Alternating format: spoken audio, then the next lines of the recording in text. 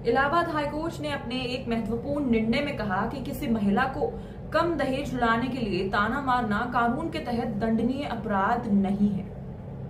Court ने कहा कि अस्पष्ट आरोप से आईपीसी की धारा 498A के तहत क्रूरता का अपराध गठित नहीं होता है, जब तक कि किसी के विरुद्ध विशिष्ट आरोप न लग जाए। मात्र सामान्य प्रकृति के आरोप आपराधिक कार्यवाही चलने के पर्याप्त आधार नहीं हो सकते हैं। कोर्ट ने कहा कि हर आरोपी द्वारा किए गए अपराध और उसमें उसकी भूमिका के बारे में विशिष्ट विवरण देना अनिवार्य है। बदायूं के शब्बन खान और उनके 3 रिश्तेदारों की याचिका पर सुनवाई करते हुए ये आदेश न्यायमूर्ति विक्रम डी चौहान ने दी। कोर्ट ने पति शब्बान खान के अलावा उसके 3 रिश्तेदारों, 2 बहन और 1 बहनोई के खिलाफ चल रही दहेज उत्पीड़न की कार्रवाई को रद्द कर दिया है। याचिका के खिलाफ आईपीसी की धारा 498A, 323, 506 और 3/4 दहेज उत्पीड़न अधिनियम के तहत बदायूं की बिलसी थाने में मुकदमा दर्ज करवाया गया था।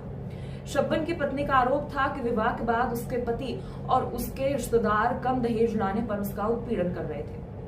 उसके साथ मारपीट भी की गई थी और धमकी भी दी गई तथा दहेज की मांग पूरी न होने पर घर से निकालने को धमकाया भी गया।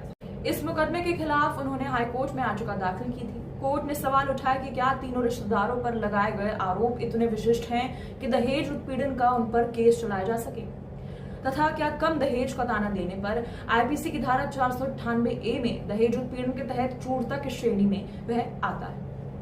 अदालत ने यह भी कहा कि अस्पष्ट प्रकृति के आरोप आरोपी के निष्पक्ष ट्रायल के अधिकार को प्रभावित कर सकती है। हर आरोपी द्वारा किए गए अपराध और उसकी भूमिका के बारे में विशेष विवरण देना अनिवार्य होता है।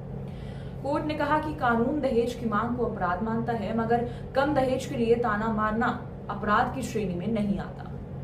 कोर्ट ने पति के अलावा अन्य 3 आरोपियों के खिलाफ मुकदमे की कार्रवाई को रद्द कर दिया।